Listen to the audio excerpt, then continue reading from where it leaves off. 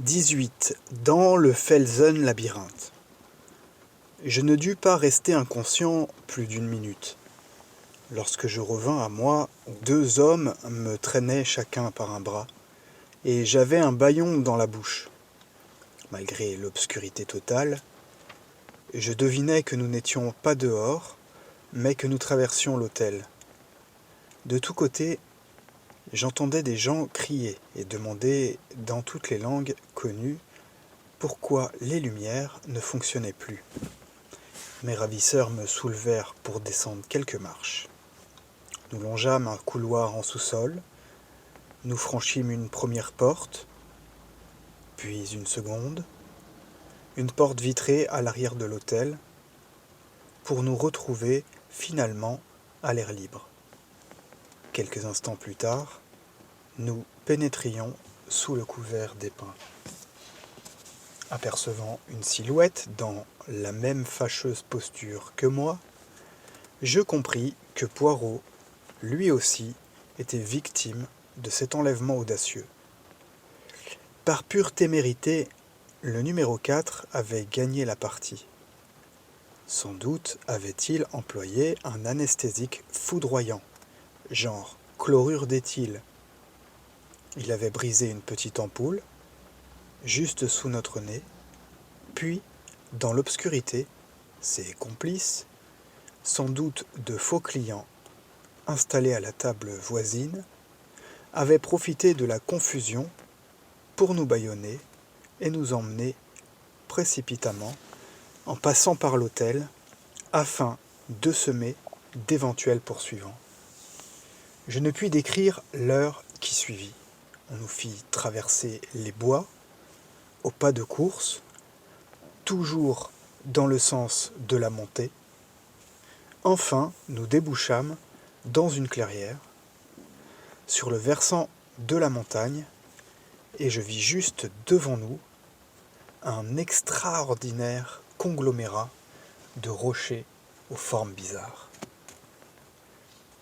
C'était certainement le Felsen labyrinthe dont Harvey nous avait parlé.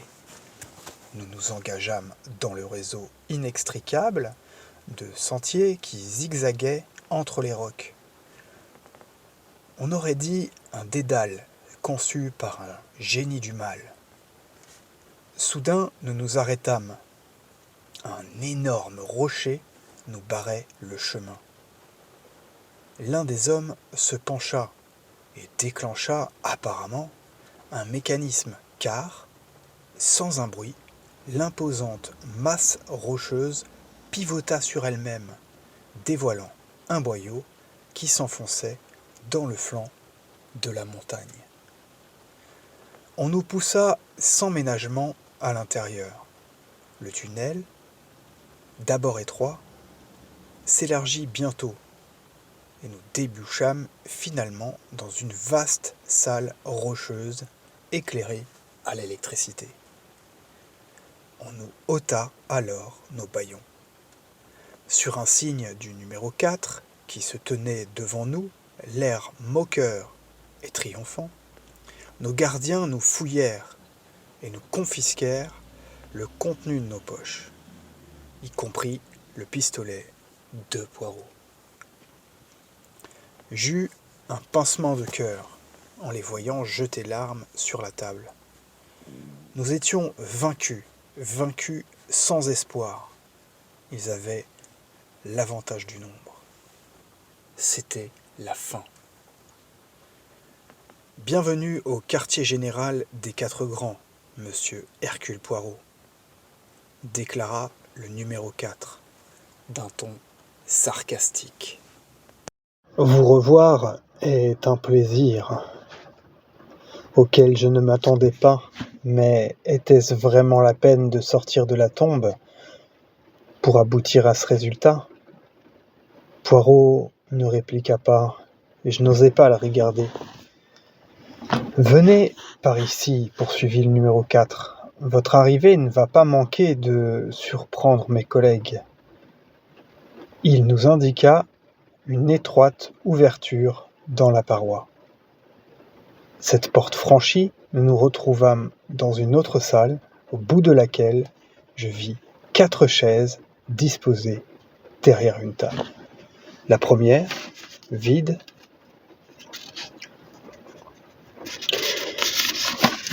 était recouverte d'une cape de mandarin. La seconde était occupée par Mr. Abe Ryland, son cigare à la bouche. Madame Olivier était assise sur la troisième, ses yeux ardents dévorant son visage de moniale. Le numéro 4 prit place sur le 4e siège. Nous étions en présence des 4 grands. Jamais jusqu'à présent je n'avais senti la réalité de Li Shangyen de façon aussi tangible qu'en cet instant face à sa chaise vide. Il avait beau être en Chine, très loin, il n'en était pas moins l'âme, le maître de cette funeste organisation. En nous voyant, Madame Olivier ne put réprimer un cri. Ryland, plus maître de lui, se contenta de changer son cigare de côté et de hausser ses sourcils grisonnants. « Monsieur Hercule Poirot, dit-il, d'une voix lente. Quelle agréable surprise! Pas à dire, vous nous avez possédés et nous vous pensions bel et bien enterrés. N'importe, vous avez perdu la partie. » Il y avait comme une intonation métallique dans sa voix. Madame Olivier ne dit mot, mais ses yeux incandescents et son sourire nonchalant me déplurent au plus haut point. « Madame et monsieur, je vous souhaite le bonsoir, déclara posément Poirot. Je le regardais, intrigué par son intonation bizarre, une intonation que je n'attendais pas de lui. Il semblait tout à fait calme, et pourtant, il émanait de toute sa personne quelque chose d'inhabituel. Derrière nous, les tentures s'écartèrent, et la comtesse Vera Rossakoff entra. « Ah, dit le numéro 4, voici notre estimé et fidèle lieutenant. Nous avons ici un de vos vieux amis, chère madame. » La comtesse fit volte-face avec sa vivacité coutumière. « Seigneur Dieu, s'écria-t-elle, c'est le petit homme, ma parole, mais il a les 9 vies d'un chat. Oh, petit homme, pourquoi vous êtes-vous mêlé de cette histoire ? » « Madame, dit Poirot, en s'inclinant, moi, tel le grand Napoléon, je ne puis être que du côté des grands bataillons. Tandis qu'il parlait, je vis passer dans les yeux de la comtesse une lueur chargée de soupçons. Je compris alors la vérité que, inconsciemment, j'avais déjà pressentie. L'homme qui se tenait près de moi n'était pas Hercule Poirot. Il lui ressemblait beaucoup, à un point extraordinaire. Il avait la même tête en forme d'œuf, le même maintien affecté, la même silhouette délicatement dodue. Mais la voix différait, et les yeux, au lieu d'être verts, étaient noirs, et sans aucun doute les moustaches, les fameuses moustaches. La comtesse interrompit net le cours de mes réflexions. Elle s'avança, la voix vibrante d'exaltation. « Vous avez été trompé, cet homme n'est pas Hercule Poirot !» Le numéro 4 poussa une exclamation incrédule. Mais la comtesse se pencha et, d'un coup sec, tira sur les moustaches de Poirot, qui lui restèrent dans la main. Dès lors, la vérité apparut dans toute sa clarté. Car la lèvre supérieure de l'imposteur était retroussée par une petite cicatrice qui modifiait totalement l'expression du visage. « Ce n'est pas Hercule Poirot, marmonna le numéro 4, mais alors qui est-ce ?»« Je sais, m'écriai-je. Je me mordis la langue, craignant d'avoir tout gâché. L'inconnu Cet homme, que je continuerai d'appeler Poirot, se tourna vers moi et dit d'un ton engageant : « Vous pouvez parler, peu importe maintenant, le stratagème a réussi. » « C'est Achille Poirot, expliquai-je, le frère jumeau d'Hercule Poirot. »« Impossible, glapit Ryland, visiblement ébranlé. »« Le plan d'Hercule a merveilleusement réussi, dit Achille d'un air placide. » Le numéro 4 bondit vers lui et lança d'une voix âpre, menaçante : « Réussi, vraiment. Vous rendez-vous compte que d'ici quelques minutes vous serez mort. Mort !»« Oui, répondit Achille avec gravité, je m'en rends compte. C'est vous qui ne comprenez pas qu'un homme peut être disposé à mourir pour remporter une victoire. Pendant la guerre, des hommes ont sacrifié leur vie pour leur pays. Je suis prêt à sacrifier la mienne pour le monde. » Quoique parfaitement disposé moi-même à sacrifier ma vie, je ne pus m'empêcher de penser qu'on aurait pu me consulter avant. Je fus néanmoins apaisé en me souvenant de l'insistance avec laquelle Poirot avait tenté de me dissuader de l'accompagner. « Et en quoi votre sacrifice profitera au monde ?» s'enquit Ryland, d'un air sardonique. « Je vois que vous ne percevez pas la véritable portée du plan d'Hercule. Tout d'abord, votre repère est connu depuis des mois. Pratiquement tous les clients et les membres du personnel de l'hôtel appartiennent à la police ou au service secret. La montagne est cernée. Même si vous avez plusieurs issues, vous ne pourrez pas fuir. Poirot en personne dirige les opérations à l'extérieur. Quand je suis descendu sur la terrasse à la place de mon frère, ce soir, les semelles de mes chaussures étaient enduites d'une préparation à l'anis. En ce moment, les chiens policiers suivent la piste. Elle les mènera inéluctablement au rocher du Felsenlabyrinthe où se trouve l'entrée. Vous pouvez nous faire ce que vous voudrez, le filet est étroitement tendu autour de vous. Impossible de vous échapper. Soudain, Madame Olivier éclata de rire. Vous faites erreur. Nous pouvons, tout comme Samson autrefois, nous échapper et détruire en même temps nos ennemis. Qu'en dites-vous, mes amis ? Ryland regardait fixement Achille Poirot. Supposez qu'il mente, dit-il d'une voix dure. L'autre haussa les épaules. Dans une heure, ce sera l'aube. Vous pourrez voir par vous-même que j'ai dit la vérité. Déjà, ils ont dû suivre ma piste jusqu'à l'entrée du Felsenlabyrinthe. À cet instant, nous entendîmes une explosion assourdie et un homme fit irruption dans la salle en criant des paroles incohérentes. Ryland sortit précipitamment.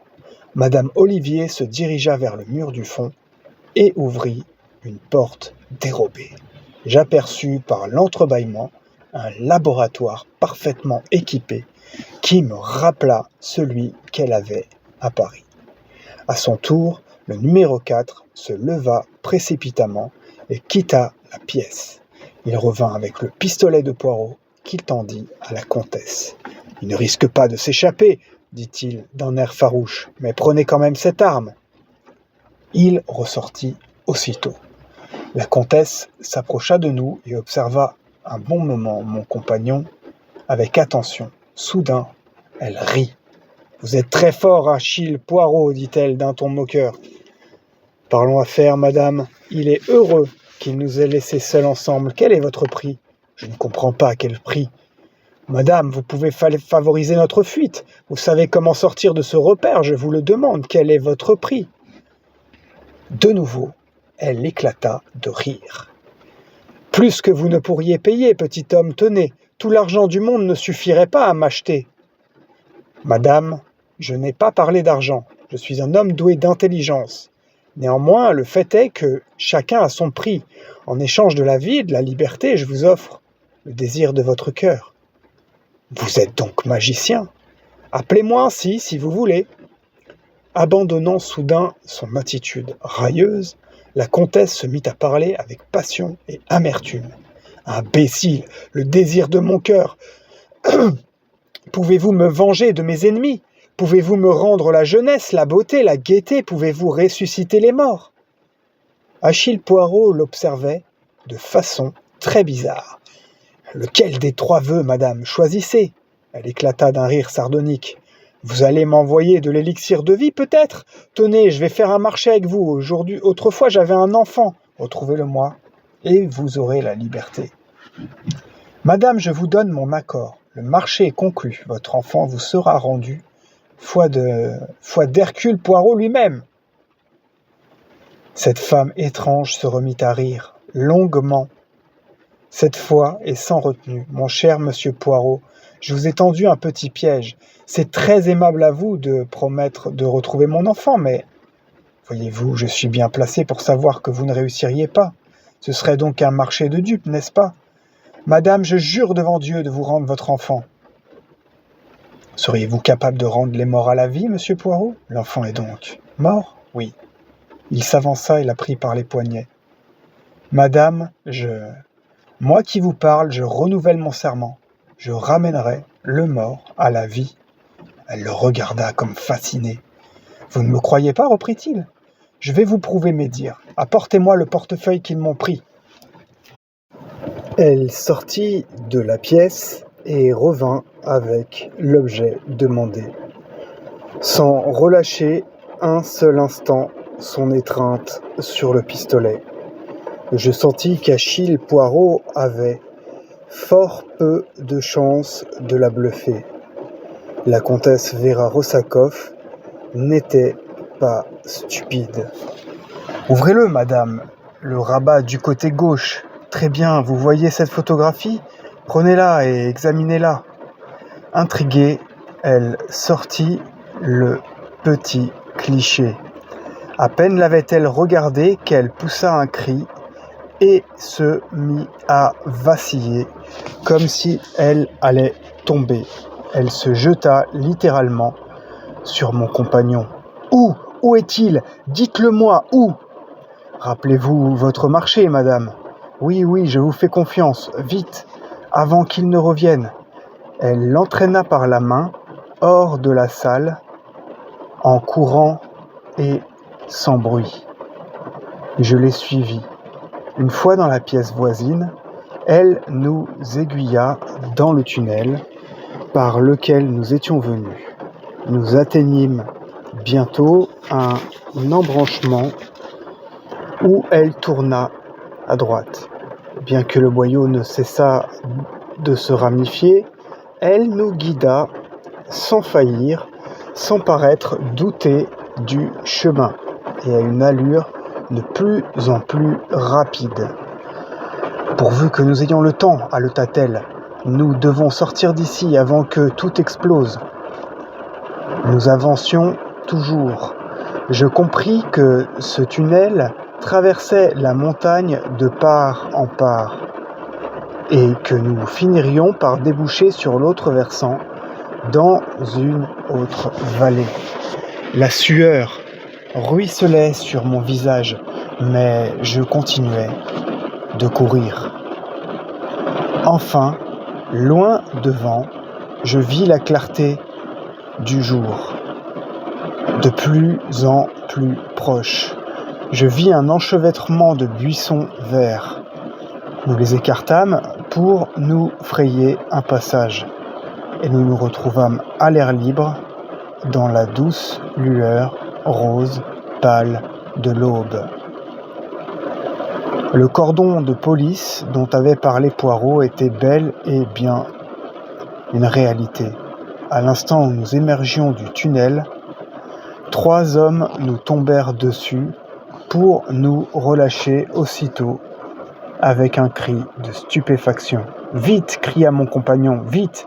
Il n'y a pas de temps à perdre. » Il ne devait jamais terminer sa phrase.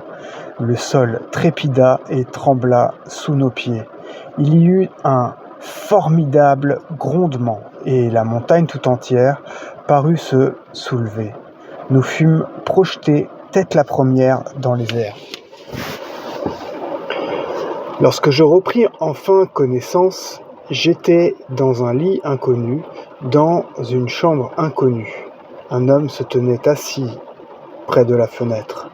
Il tourna la tête vers moi et vint se poster à mon chevet. C'était Achille Poirot, à moins que... La voix ironique que je connaissais bien, dissipa tous les doutes que j'aurais pu avoir. Mais oui, mon ami, c'est moi. Frère Achille est rentré chez lui au pays des mythes. Achille, c'était moi. Il n'y a pas que le numéro 4 pour savoir faire la comédie. De la belladone autour des yeux, mes moustaches sacrifiées, et une véritable cicatrice que je me suis infligée très douloureusement voici 2 mois, car je ne pouvais prendre le risque de présenter une fausse balafre au regard d'aigle du numéro 4. La touche finale, votre conviction qu'Achille Poirot existait bel et bien. C'est inestimable l'aide que vous m'avez apportée, la moitié du succès de l'entreprise vous revient. Le point crucial était de leur faire croire que Hercule Poirot était en liberté et dirigeait les opérations. Tout le reste était vrai, la Nice pour suivre la piste, le cordon de police, etc. Mais pourquoi n'avez-vous pas vraiment envoyé quelqu'un d'autre à votre place? En vous laissant courir le danger tout seul? Vous avez là une belle opinion de moi. De toute façon, j'ai toujours eu l'espoir de trouver une échappatoire grâce à la comtesse. Comment diable avez-vous réussi à la convaincre? Cette histoire d'enfant mort, c'était un peu gros à lui faire avaler. La comtesse a beaucoup plus de perspicacité que vous, mon cher Hastings. Sur le moment, elle a été abusée par mon déguisement, mais elle l'a vite percé à jour. Quand elle a dit « Vous êtes très fort, Achille Poirot », j'ai compris qu'elle avait deviné la vérité. C'était le moment ou jamais de jouer ma carte maîtresse. Votre promesse extravagante de ramener les morts à la vie. Exactement, mais voyez-vous, l'enfant, je l'avais depuis le début. Quoi? Mais oui, vous connaissez ma devise, être prêt. Dès que j'ai découvert que la comtesse Rossakoff avait partie liée avec les 4 grands, j'ai procédé à une enquête approfondie sur son passé. J'ai appris ainsi qu'elle avait eu un enfant qui, disait-on, avait été tué. Mais j'ai relevé dans cette histoire des contradictions qui m'ont conduit à me demander si, après tout, il n'était pas vivant. Finalement, j'ai réussi à retrouver les traces de ce garçonnet et, contre une forte somme, j'ai obtenu qu'il me soit confié. Le pauvre enfant était presque mort de faim. Je l'ai placé dans un endroit sûr, chez des gens pleins de bonté, et je l'ai photographié dans son nouveau cadre de vie. Ainsi, le moment venu, j'avais mon petit coup de théâtre tout prêt. Vous êtes formidable, Poirot, absolument formidable. J'ai été heureux de le faire par-dessus le marché, car j'ai toujours eu beaucoup d'admiration pour la comtesse. J'aurais été navré si elle avait péri dans l'explosion. Je n'ai pas osé vous poser la question plus tôt. Qu'en est-il des 4 grands? Tous les corps ont maintenant été retrouvés. Celui du numéro 4 était impossible à identifier. La tête réduite en bouillie. Je regrette, oui, je regrette un peu qu'il en soit ainsi. J'aurais aimé être sûr, mais ne pensons plus à cela. Voyez plutôt. Il me tendit un journal. En première page, un entrefilet marqué d'un trait rouge annonçait le suicide de Li Shangyen, le maître d'œuvre de la récente révolution qui avait échoué de façon si catastrophique. Mon grand adversaire, dit Poirot avec gravité, le destin a voulu que lui et moi, nous ne nous rencontrions pas en chair et en os. Quand il a reçu la nouvelle du désastre qui s'était passé ici, il a choisi la porte de sortie la plus simple. Un cerveau remarquable, mon ami, un cerveau remarquable. Tout de même, j'aurais bien voulu voir le visage du numéro 4. Supposez que, finalement, maintenant je me fais des idées. Il est mort. Oui, mon ami, ensemble nous avons affronté et défait les 4 grands. Maintenant, vous allez retrouver votre charmante épouse. Et moi, je vais prendre ma retraite. La grande affaire de ma vie est terminée. Après celle-ci, n'importe quelle autre me paraîtrait insipide. Non, je vais prendre ma retraite. J'irai peut-être planter des courges. Je pourrais même me marier et m'installer. Il rit de bon cœur à cette idée, mais non sans une pointe d'embarras. J'espère. Les hommes de petite taille sont toujours attirés par les grandes femmes extravagantes. Me marier et m'installer pour de bon, répéta-t-il. Qui sait ?